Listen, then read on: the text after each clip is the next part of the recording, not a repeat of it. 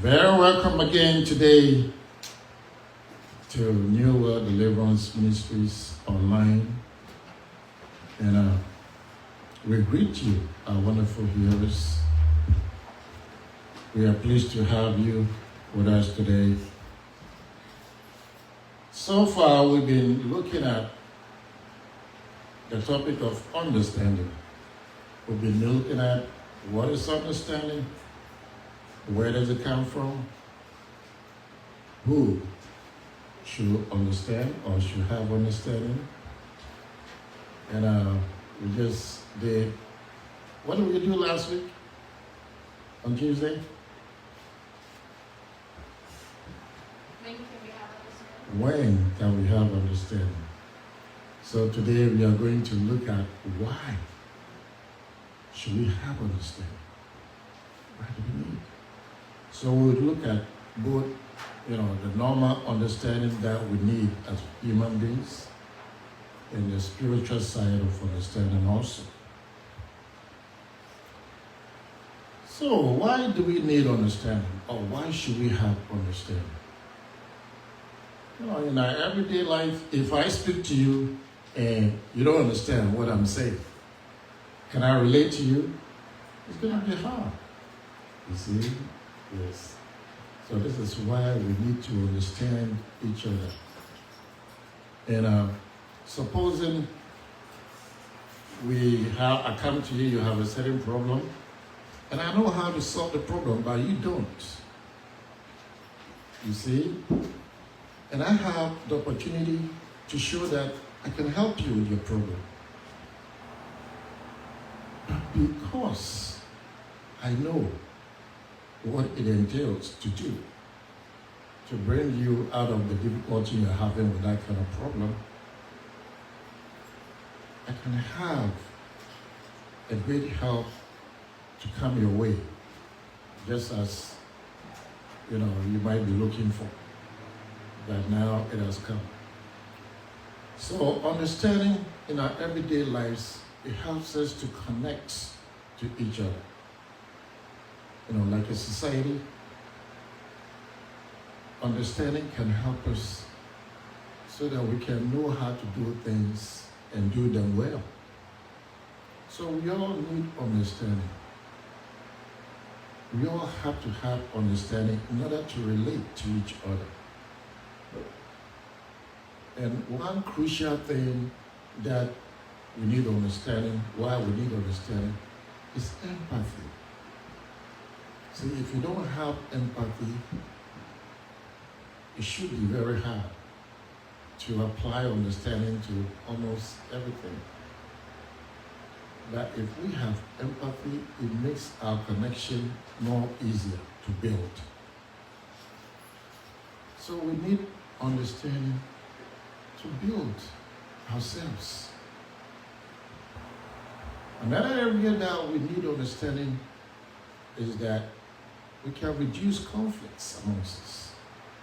Because if I don't understand anything, you don't understand anything, and we're working, we're living together, what can happen? There will always be conflicts. So understanding can reduce conflicts. Because I can reason with you, you can reason with me, and we can all come to have peace in the end. So this is why we need understanding, because it can help us reduce conflicts in our everyday lives. You see? And let's see another area. Let's say we are living together or we are at a workplace or something, and it's like you are always falling behind. Maybe because you lack understanding in something. You try to express yourself, and you are not able to be very clear about it. Does it make understanding worthwhile? Yes. So if we are in a certain environment and we have to, I'm always feeling that they don't understand me. You can't understand me. She can't understand me. How can we resolve such a case. So when we have understanding, then I won't feel that I'm misunderstood in almost anything that I bring out. So when we have I have understanding about something, you have understanding about something, it helps us all to feel that you are not out of the blue, but that we can all work together to achieve something. One thing though that we can do is to have understanding, to have personal growth. When you want to learn about something that you don't know of, you can read how much, but when you receive explanation and somebody tells you, oh, okay, let's do it this way or that way, and it works. And other times too, you can use the knowledge you can have about something. As you keep doing it, you can see that with time, you come to understand, oh, this is how this works. This is how this goes. This is how I should behave. This is how I should look at things. So it helps us in our own personal growth. See that? And let's say we also in a place like this, and there has to be a decision making about something. If I have understanding how to manage things, how to do things rightly, just keeping on wanting to understand further, go deeper about things so that there will be peace. Understanding can enable me to do what? To decide better for everything that will help all of us. So understanding helps us to even make better decisions. You see? And another thing that I see is that with understanding, we can be very active in a whole lot of areas. So supposing you come to my house, it's dark. I have a variety of bulbs, but I probably don't know. You know, I want clarity in the room. I have a variety of bulbs. I try to put this one in, it doesn't work. I put this one in, it's like dim, like how we have dim light right now. Now, what can I do? If I don't understand that, I have to use maybe a higher wattage of light to bring light in the whole place. I'll just keep on going on, just fiddling. But if I have understanding that, okay, I need light, but I need light that I can read better, or I can do whatever I want to do, I can see clearly. It's so easy, right? It might be easy for us, but it might not be easy for somebody. So he needs to understand that, look, I'm in a dark place. I need a brighter light so that I can see everything that I need to have.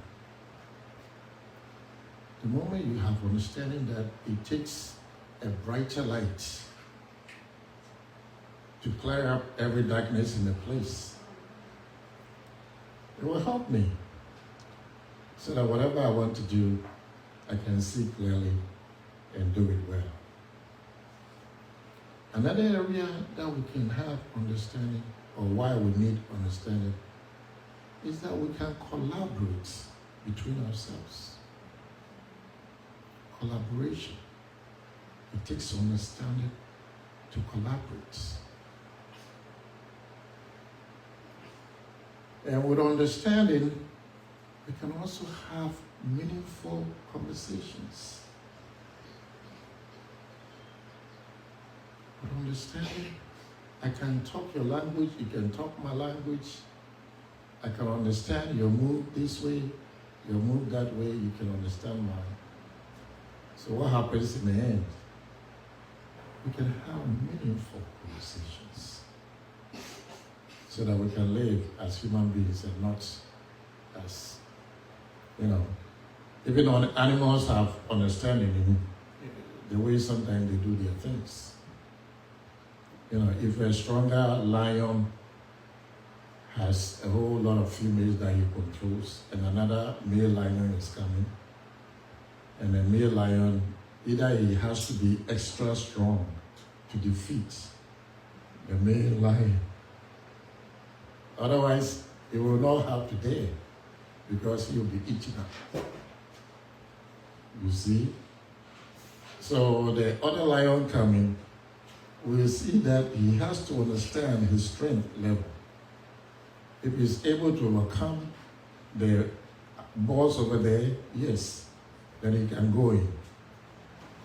But if he cannot, then of course he has to run away. So all these things needs understanding. Your understanding can help you to weigh yourself in almost everything you do.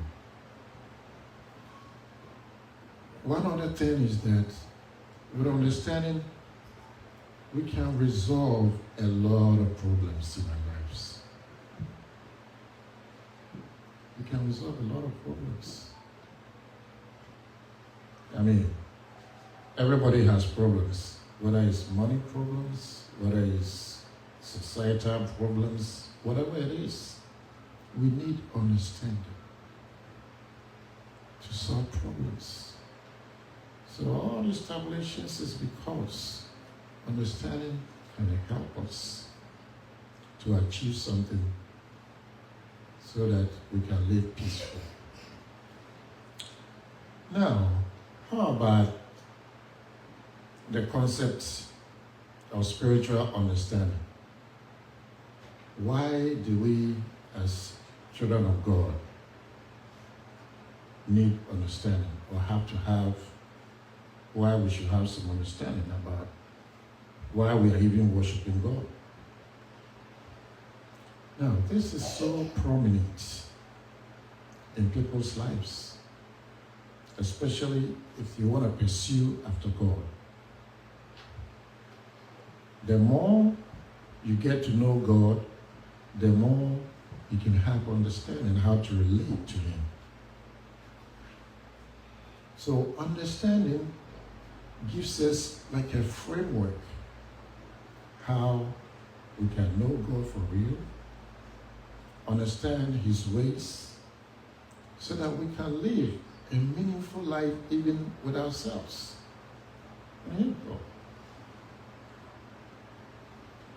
So understanding in a spiritual way is to help us to adjust our own selves, the way we think, the way we reason, the way we see things, with the way God has prescribed His modus operandus for dealing with Him. He has given us His Bible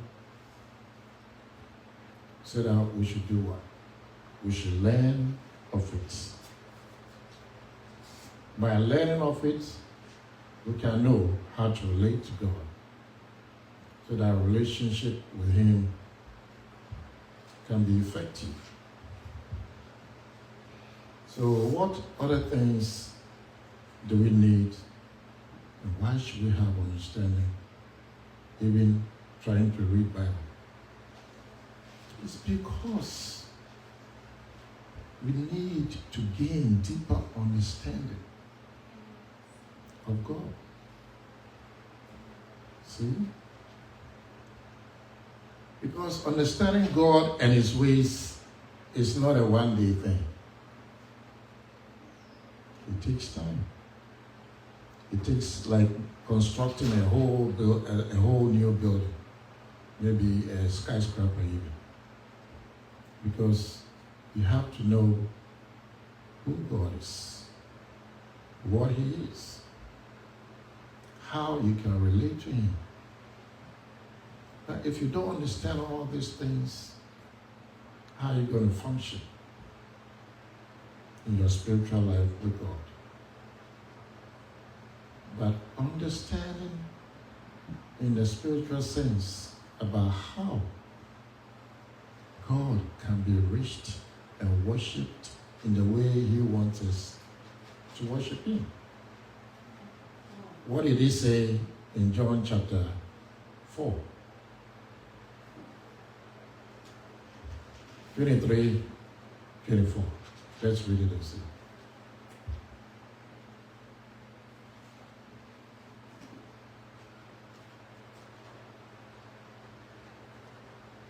John 4, 23, 24.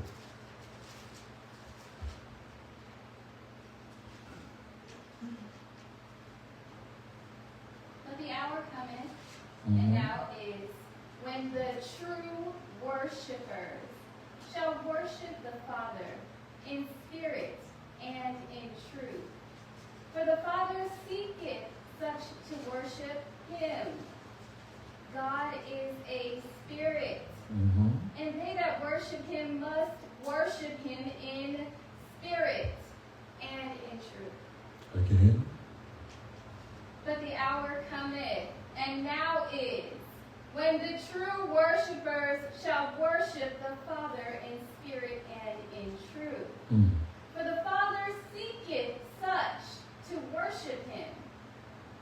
God is a spirit, and they that worship Him must worship Him in spirit and in truth. Good. Read it 23 alone. But the hour cometh, and now is, when the true worshipers shall worship the Father in spirit and in truth. For the Father seeketh such to worship Him. Look at what God Himself is saying.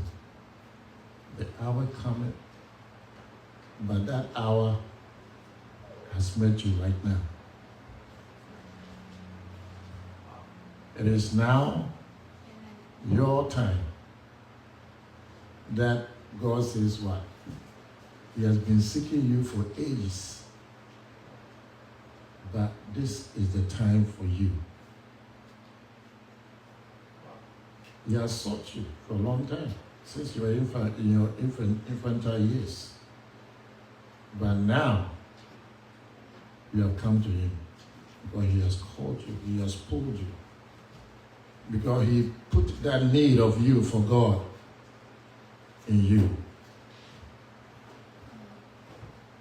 He's put that need for God in you. And so you have answered that need. Because God said He's been seeking you for years.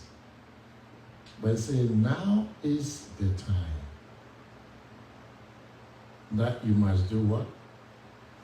Learn to worship Him in spirit and in truth. Now, if you don't understand what God is saying here, how are you going to go about it? He said, God is a spirit. That me and you, we are flesh and blood. How are we going to worship Him in spirit? And how are we going to worship Him in truth? See the question? How are we going to do that?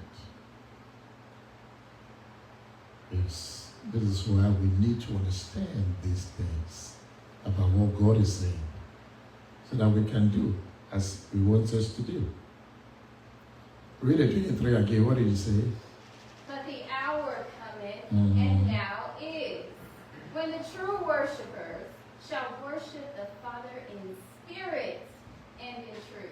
See, He didn't say when, how many worshipers? Every worshiper. He defined who. He said, what kind of worshipers? True worshippers. So there's a difference between worshiping God and being a true worshiper of God. If you don't understand these differences, how are you going to accomplish anything with God? So you can be an ordinary worshiper of God, but then you can't please Him. You see? But He said true worshippers. So you want to be translated from an ordinary worshiper into a true worshiper. And it takes understanding of these things so that you can fit in where God wants you to fit in. Okay, everybody says, I worship God. You know, many people go. But the true worshiper has built an intimate relationship with Him. The true worshiper has truly been born by the Spirit of God. The true worshiper knows that his life has a divine plan for him. Remember in Jeremiah 29:11, somebody read that for me. Jeremiah 29:11.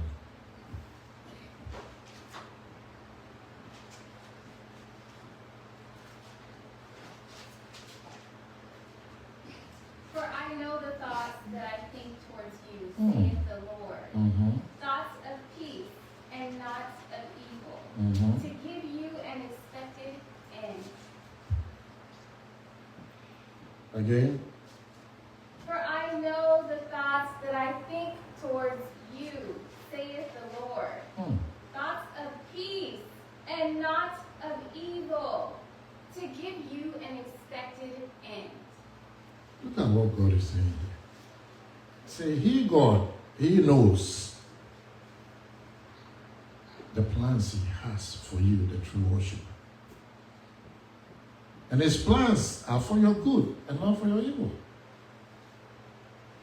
You see?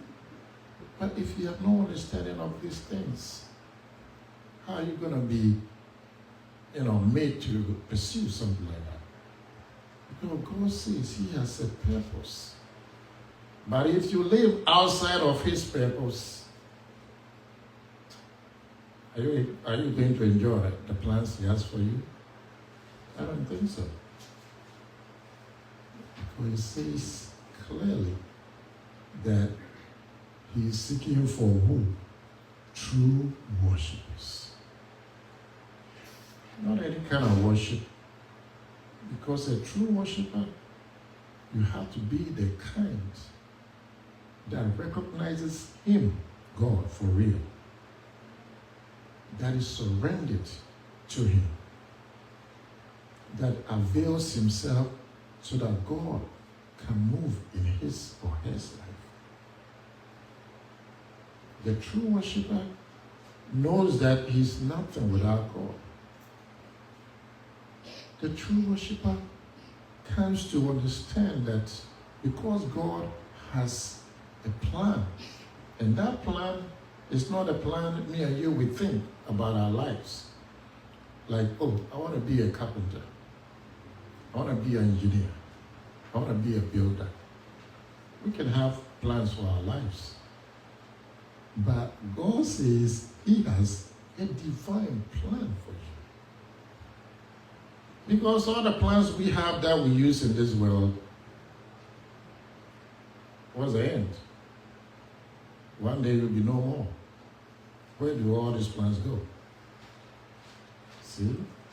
But if you are in God's divine plan, you are going to be enabled to live, to please Him. You are going to be enabled to know the differences that God is what? A holy God who hates sin.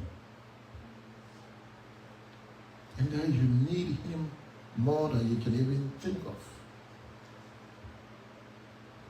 And that He is interested in the one who wants to devote his life to Him. So that His divine plan can flow like a river in your life. Sometimes we forget that God made the heavens and the earth, and that He rules in the affairs of men. Look at Nebuchadnezzar. He thought, he had every power to do whatever he could. He had power to kill, power to spare people's lives, power to do whatever. But then, God had to bring him down. In the end, he even became like an animal. He ate grass. He came to eat grass for him to accept that, yes,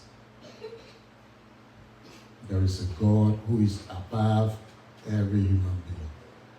There is a God that we need to truly worship for real. There is a God that knows you more than you know him. There is a God that can navigate your life for your good. So we have to come to understand all these things so that we can live a devoted life to him, even though we are saddled with work and so many other things as we live in this world. Let's not forget that God is interested in our spiritual welfare. Because whatever we seek in this world, if you forget that God has a divine plan for your life, you only end up like everybody else. We just live and die, and we say, forget, what next? Many people have that kind of notion that, well, nobody knows what happens when they die. But it's people who don't know God that think like that and say so. But God wants you to stop thinking that way. Because he made heaven and earth. The air you are breathing, he gave you. If he takes it away, what are you? What becomes of you? So it's important that every human being comes to understand this fact that there is a God that has made you. You are not here by yourself. It's him who framed you in your mother's womb. You even don't know how he put you together for you to have bones and still live in a human being. Your mother's stomach. You don't know how your bones came, your hands and your head and everything. Science can, peer into all this, but there are some things God makes secret for himself alone.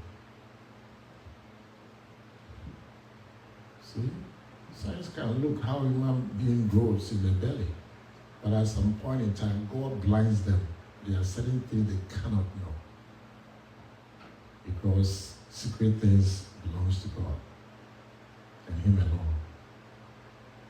So he wants every human being to come to understand that you are not in this world by yourself. He, God, has made you. And he wants a relationship with you. And this relationship, it's a spiritual relationship. Because he breathed the Spirit into us. So he makes every human being on this earth hunger for something supernatural to attach himself to. So it's from infancy.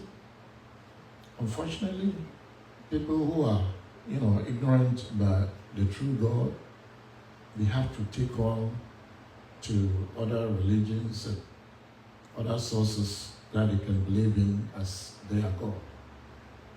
But there is one true God who we are talking about today, and we have been talking about every time, who we have believed and who we know, and therefore worship in spirit and in truth. And we want you out there to also remember this, that there is a God that cares about you. He made you. You are not yourself. You didn't come onto this earth by yourself. And that he wants you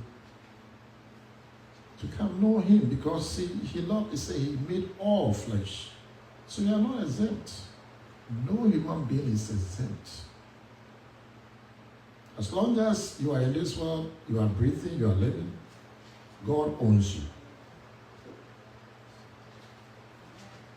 So no human being is an island by himself. So God owns us all. And this is why we need to understand how to, live with him and live to please him. Because that is the end result of what God desires of man. That we can live in this world to please him. Because he's a spirit. You can't see a spirit with your physical eyes. Even though sometimes demons can show people in dreams or, physically even make magic stuff and so forth. But a spirit is like air. You can't see with your physical eyes.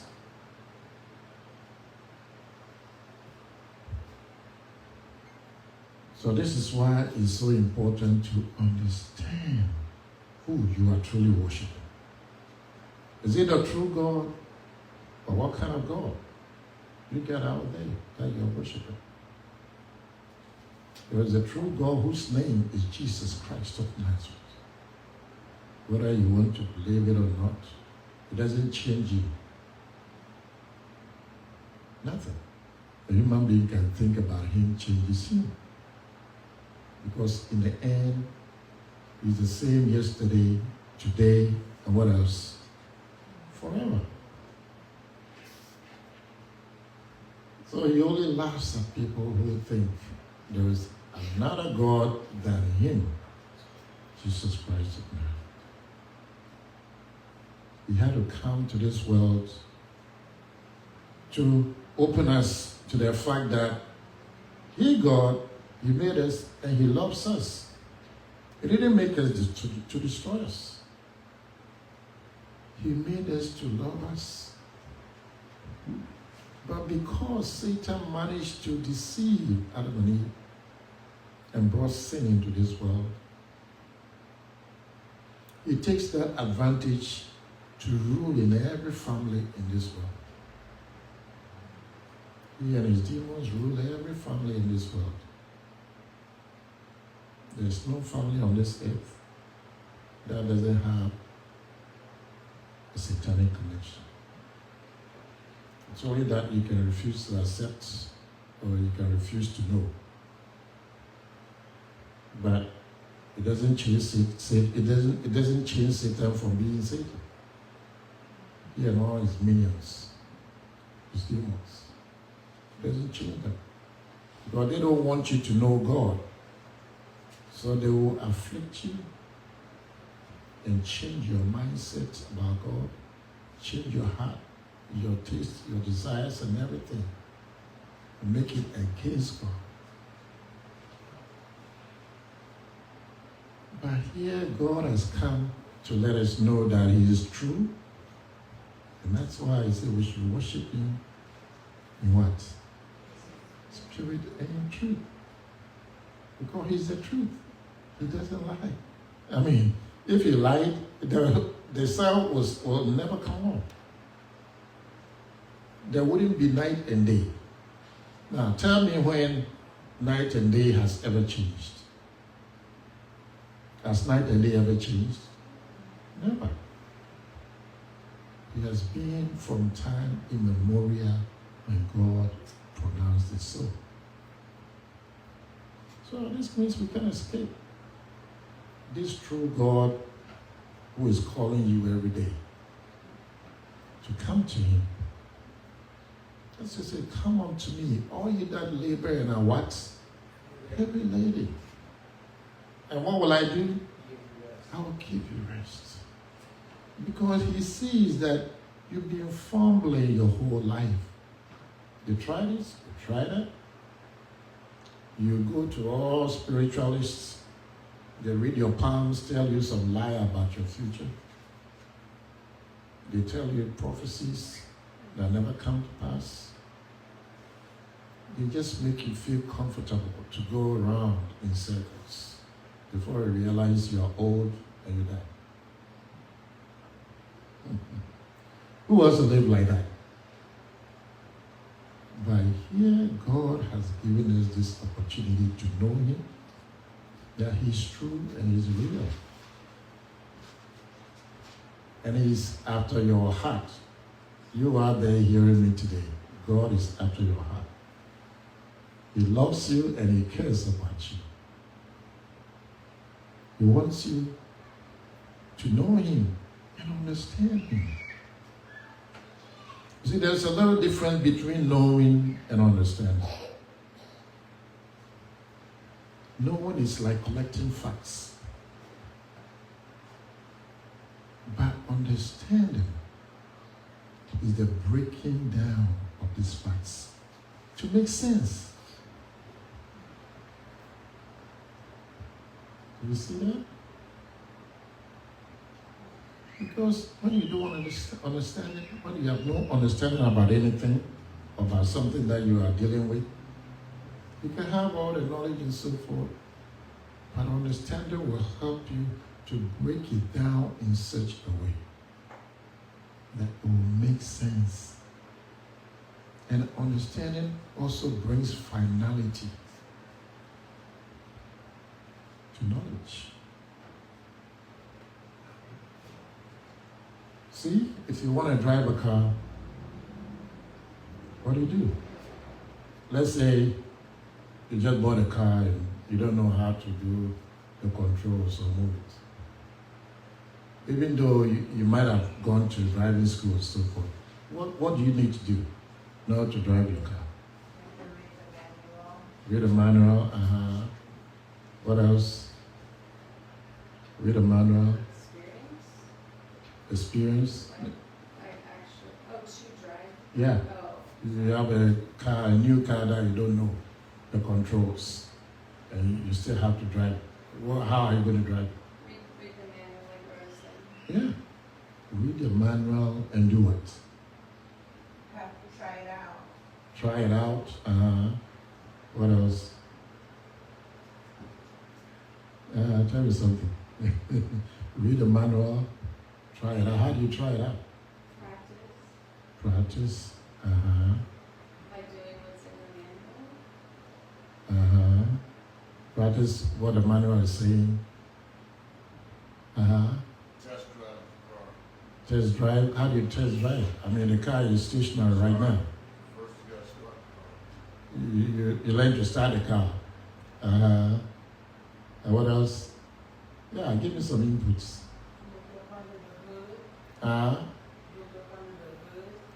You look under the hood. Yeah, see. Or you open the hood to go and look at engineering marvel, huh? What else? Put it in drive. Put it in drive. Okay. Yeah, all that you're saying makes sense, right? But you need to have that manual, or somebody mentors you or teaches you about how this car operates. See? This is how God has made our lives. That's why He's giving us teachers, evangelists, prophets, and all this, and equips them so that He can use us to equip you also. You see?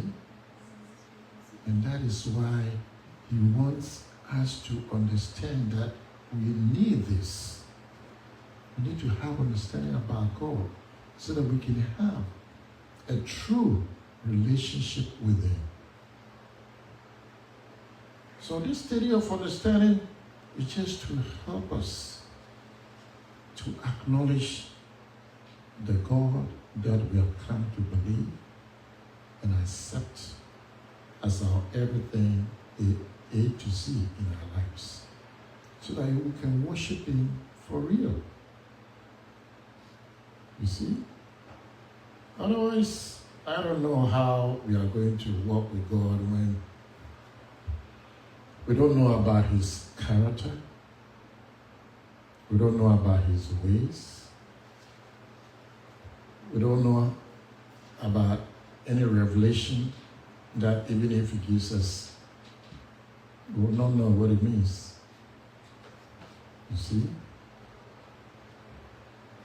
But it becomes so important that we understand these things. That we know about God's character. Because He's told us He's what? Holy God.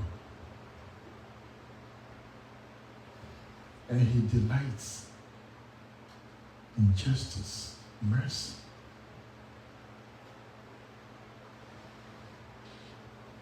And He is loving kindness. If you don't understand these things, how are you going to make it to God? How are you going to walk with God? Let's go back to the Jeremiah 9, the 23 and the 24.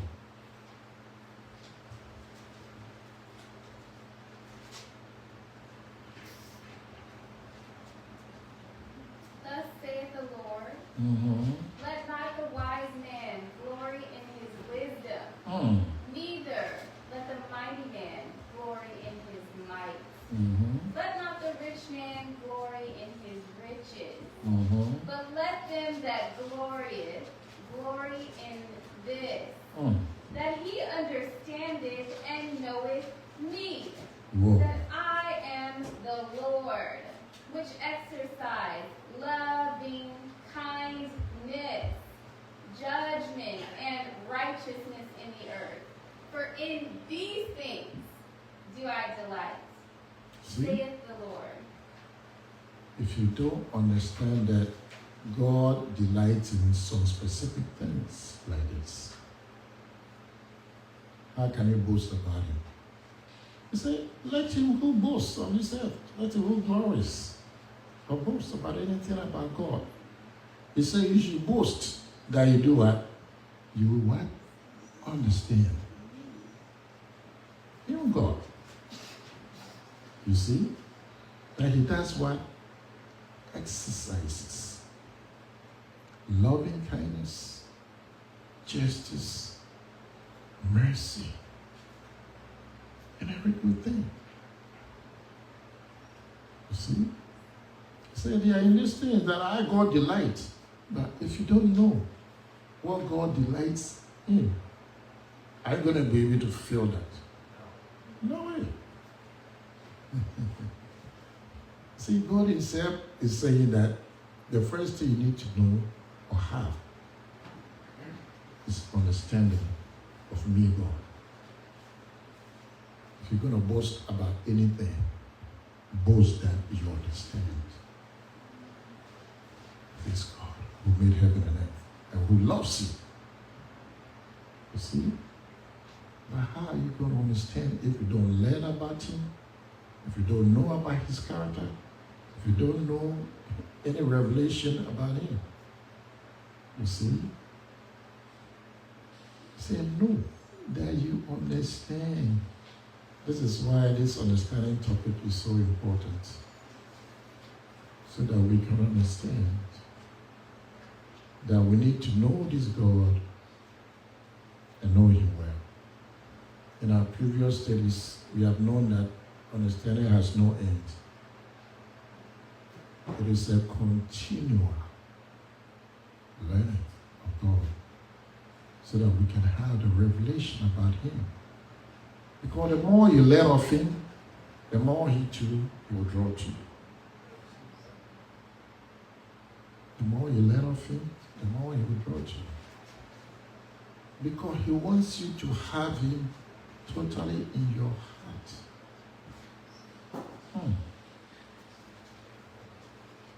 Let's go to Deuteronomy chapter 10.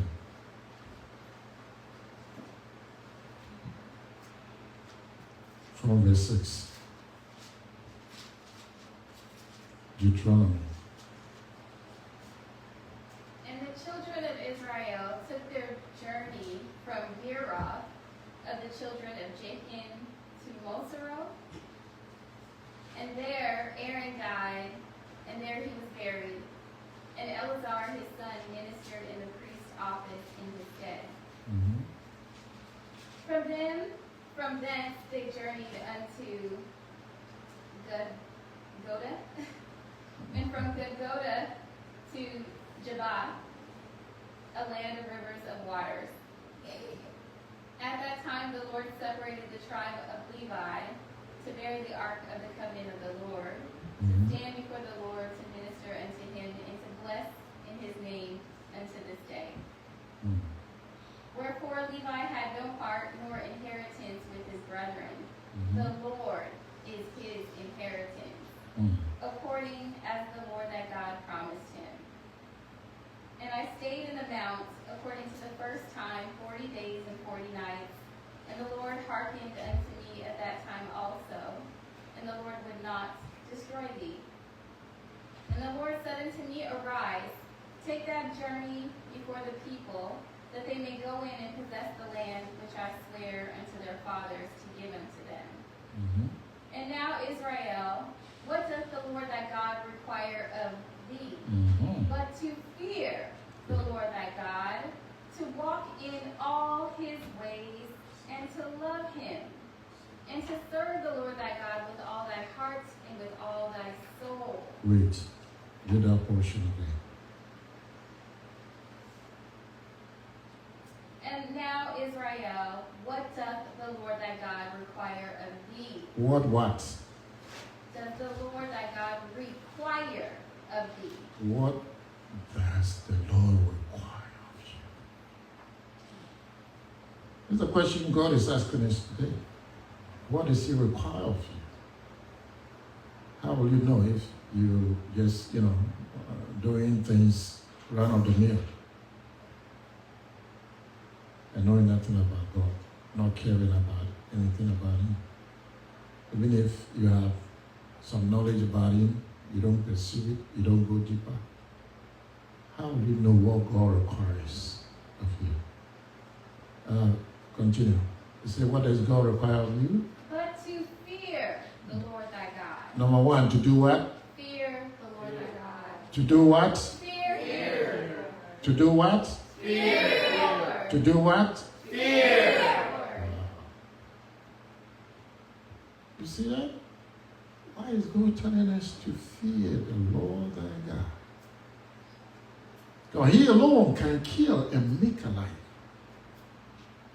He can wound and heal. He can close and no one can open. He can open and no one can close. It's like when God gives you something, no one can take or destroy it. If God closes some avenue against you, there's nothing in this world that can open for you. This is God. See? So your hands, or his hands, hold your life. Whether you believe it or not, whether you know it or not. It doesn't change God. Our hands are in his hands. No human being can escape when God has his hands, or when he has you in his hands. So what does he require of you? To fear the Lord. What does he require of us? To fear the Lord. What does he require? To fear the Lord. What does he require? To fear the Lord. And what else? To walk in all his ways and to love him. To do what? To walk in all his ways. To do what? Walk in all his ways. Walk. In what? All of his ways. Are you sure? Walk in some of his ways. All of his ways. Or maybe 1/4 should be okay. 100%. Right? Maybe let's walk half of his ways. How much does he want? All. 100%. So my brethren out there, look, God needs you 100%. You got to be for him 100%, not half, 1/4, 3/4, or what. There's no reason to leave some percentage for the enemies of God. Satan doesn't deserve 0% of you. How much does Satan deserve of you? 0%. How much? 0%. How much? 0. I want them to hear you, that's why I ask you. You see? Satan needs how much of you? 0. 0. So let's deny him and give him 0% of us. And give God how much? 100%. 100. It is he who has made this. Not we ourselves. Satan is only stealing what God has given us. He steals our physical stuff and he steals our spiritual stuff also. So he's just a thief. See, he has nothing for me and you. That's why he's saying, walk, do what? Walk in all of my ways. Do Walk what? in all of his ways. Walk in all. In other words, you wake up from your bed, you want to go to the bathroom, what do? Walk to the bathroom. You do what? Walk. How often do you do that? It's like you do every day. Every day. So walking with God is a daily affair. Walking with God is what? A daily affair. A daily affair. It's not as you wish or you want. Wow. It's very important to go to the bathroom every day. If it is, it's very important to have something about God put inside you every day. Walk with God in all his ways. It will not take one day to know all. But as you continue, it will fashion you and make you the pleasure of his desire. See that? That's why I say, walk how much? In all his ways. And what else? And love him. And do what? Love him. Do what? Love him. Do what? Love him. See? We give our love to anything we want. And when it comes to God, becomes a problem for many. Say, love him with your what? Say, love him with what? Your whole being. He's giving you eyes to read his word, ears to hear his word, brains to think his word, arms, legs, everything. He's giving us to apply his word to our lives so that we can be enabled to walk in his ways daily. You see that? And what else again? And to serve the Lord thy God with all thy heart and with all thy soul. Oh my goodness. And to do what? To serve. Serve him. Remember, he said, whatever we do as unto God and not as unto man. Everything we do as unto God and not as unto man. So in every area of your life, whatever you're doing, remember at the back of your mind, God is watching. God is watching. Are you going to do it to glorify his name? Or are you doing it for your personal aggrandizement. See that? Do as unto God and not as unto man. And what else? Serve the Lord thy God with all thy heart and with all thy soul. Say with your A to Z. Can we do that? Can we do that? Yes. Can we do that? Yes. See, he requires us to do these things. And that's why understanding that this is the nature of God, and we got to understand that we got to apply the knowledge he has given us about him. You see? So the knowledge gives us facts about God. God is holy, God is this, God is that. He requires me to do this, do that. All these are facts. As we apply them, then understanding works into us. So that we come to no controversies in our minds.